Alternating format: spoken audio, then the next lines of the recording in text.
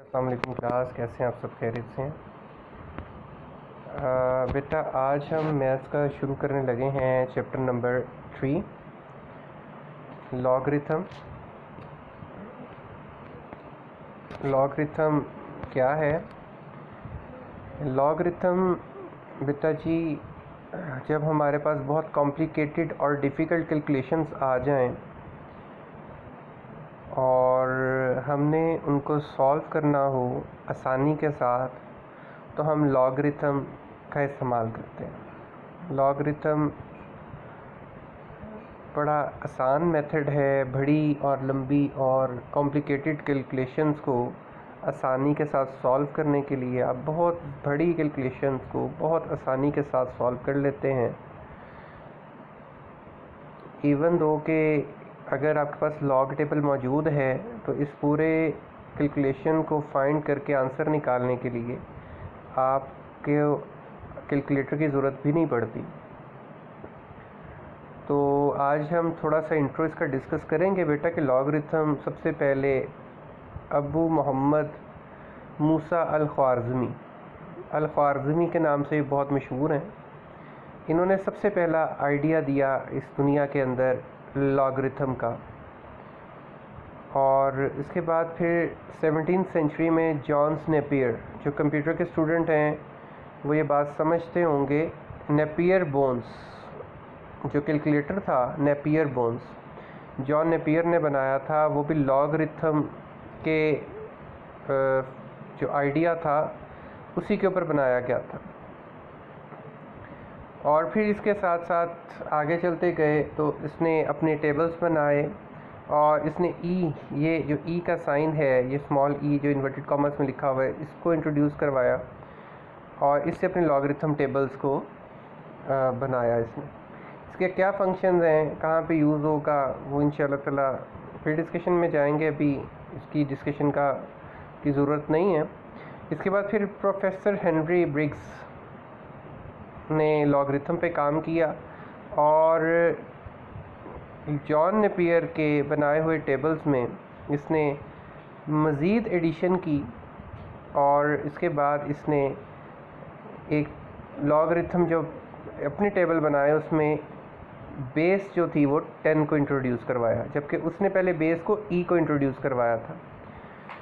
वो भी एक फंक्शन है और ये भी 10 भी एक फंक्शन है।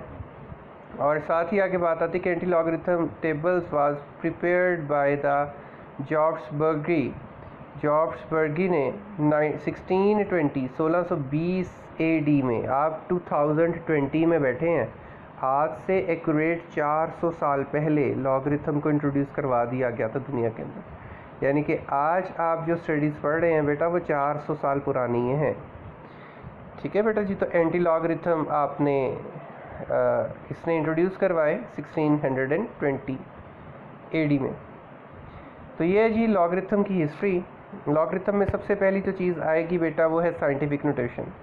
साइंटिफिक नोटेशन वही है जो हमने अपने फिज़िक्स में साइंटिफिक नोटेशन के टॉपिक को डिस्कस करते हुए पढ़ा था कि बहुत बड़ी कैलकुलेशन को प्रीफिक्सेस का इस्तेमाल करते हुए, साइंटिफिक नोटेशंस का इस्तेमाल करते हुए हम उसके आगे वाले ज़ीरोज़ को हटाकर या पीछे वाले ज़ीरोज़ को रिमूव करके हम छोटी सी वैल्यू में लिखते हैं। उससे आंसर पे इफेक्ट कोई नहीं पड़ता, लेकिन हमारे कैलकुलेशंस करनी और हमारे लिए लिखना आसान हो जाता है। तो ये जो साइंटिफिक नोटेशन इंट्रोड्यूस हुई है ये भी एक्चुअल लॉगरिथम पे बेस करती है, लॉगरिथम इसकी बेस है।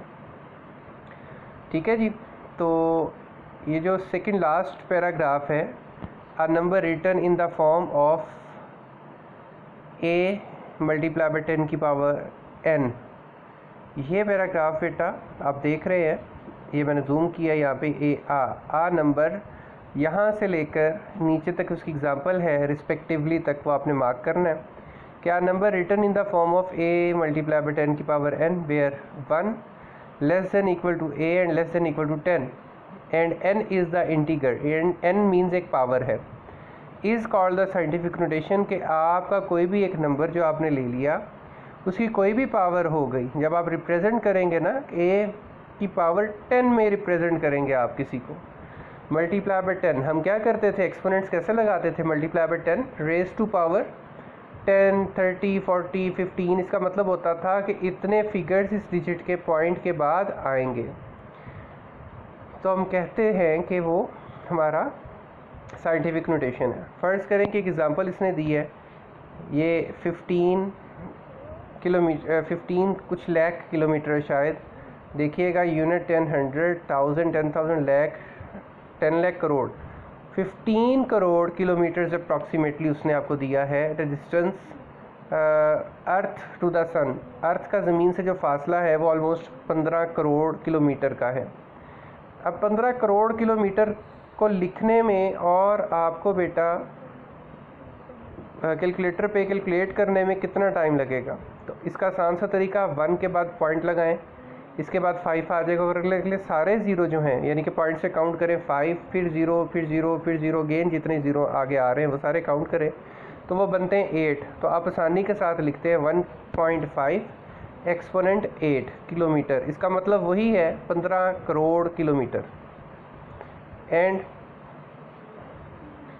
आगे चलें बेटा, तो क्या हो गया, आगे है 1.7 10 की पावर -24। तो दूसरी एग्जांपल दी है कि देखो 17 ग्राम है, लेकिन उससे पहले कुछ 24 ज़ीरो लगे हुए हैं या 23 ज़ीरो लगे हुए हैं, पहले लगे हुए हैं। जब पहले लग जाए तो अब माइनस में पावर लिया करते हैं। मैंने फिज़िक्स में बड़ा ब्रीफ लेक्चर दिया था इसके ऊपर, योगा क्लास में दिया था आप लोगों को।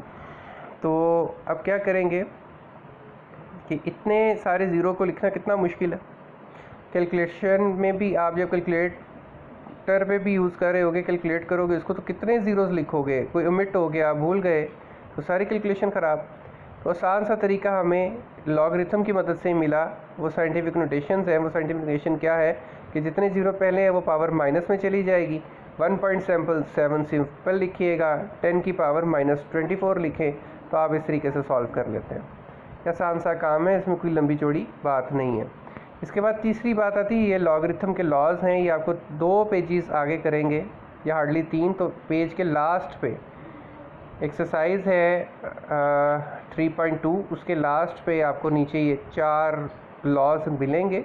इनको मैं अभी यहाँ पे सिर्फ ब्रीफ कर रहा हूँ, फिर इंशाल्लाह ताला जब ये लॉज अप्लाई होंगे तो हम मतलब डिटेल्स इस पर बात कर लेंगे। तो डिटेल क्या है कि लॉग AMN, लॉगरिथम में जब कुछ 2 फिगर्स मल्टीप्लाई होती हैं तो लॉग जब उनसे अंदर ओपन किया जाता है तो वो चीज़ें मल्टीप्लाई की जगह ऐड हो जाती हैं। सपोज़ कर लें कि पहला लॉ है कि लॉग AMN, MN क्या हो रहे हैं, MN मीन्स 2 डिजिट हैं, 2 इंटीजर्स हैं जो आपस में मल्टीप्लाई हो रहे थे। लेकिन इक्वल किस तरफ आए तो लॉग जब इन ब्रैकेट के साथ मल्टीप्लाई हुआ तो लॉग M हो गया, मल्टीप्लाई का साइन प्लस में चला जाता है और लॉग n हो गया। मीन्स कोई भी इंटीजर जब मल्टीप्लाई होगा लॉग लगेगा साथ, तो लॉग के मल्टीप्लाई होने से वो डिजिट मल्टीप्लाई का साइन प्लस में चला जाता है और इससे हमारी एडिशन मल्टीप्लिकेशन आसान हो जाती है। इसके बाद दूसरा है कि जब भी कोई चीज़ डिवाइड होगी लॉग में, m/n आ गया तो हम माइनस करेंगे। आप उस पावर रूल पे जाएं कि अगर हम पावर्स को, हमने पिछले चैप्टर में देखा था कि पावर्स को, अगर पावर्स की बेस मल्टीप्लाई होती थी तो हम पावर्स को ऐड करते थे, पावर्स की बेस सेम होती थी और पावर्स अगर डिवाइड हो रही होती थी, बेसिस डिवाइड हो रही होती थी तो हम पावर्स को माइनस किया करते थे। तो यहाँ पे भी वही बात है कि अगर इंटीजर्स लॉग में कोई इंटीजर्स हैं वो आपके ऊपर नीचे हैं और वो डिवाइड हो रहे हैं तो वो माइनस हो जाएंगे कि log m minus log n। अब तीसरा रूल आ जाता है कि अगर लॉग m और m के ऊपर कोई पावर आ जाए तो पावर लेंगे नहीं। लॉग के अंदर हम क्या करेंगे, आसान सा काम कि उस पावर को उठाएंगे, शुरू में लिखेंगे, फिर लॉग लिखेंगे, फिर उस वो डिजिट आ जाएगा जो इस डिजिट पे पावर होगी। जैसे लॉग m की पावर n थी, पावर शुरू में चली गई, n लॉग m हो गया। देन उसके बाद लास्ट इसका जो आता है लॉग, वो है लॉग n इज़ a है छोटा सा नीचे और n लिखा हुआ उसके साथ लॉग bn और इसके साथ लॉग ab। ठीक है जी, ये रूल अभी आपके बेसिकली 3 लॉज यहाँ पे अप्लाई होने हैं आपके। तो आपने सिर्फ 3 लॉज पे फोकस करना है, इस लॉ पे अभी हम बात नहीं कर रहे, ठीक है बेटा जी। तो आपने सिर्फ पहले 3 लॉज को फॉलो करना है, चौथे लॉ को अगर ज़रूरत पड़ेगी तो हम ज़रूर डिटेल से डिस्कस कर लेंगे इसको। वैसे ही लॉ आपके सामने है तो मैंने बोल के मतलब पढ़ दिया है उस लॉ को, इस पर अभी डिस्कशन करने की ज़रूरत नहीं है इस चीज़ की। तो होपफुली मेरा आज का लेक्चर आपको समझ में आ गया होगा बेटा, अगर कोई डिस्कशन हो तो ज़रूर कर लीजिएगा, ठीक है बेटा जी। अल्लाह हाफिज़।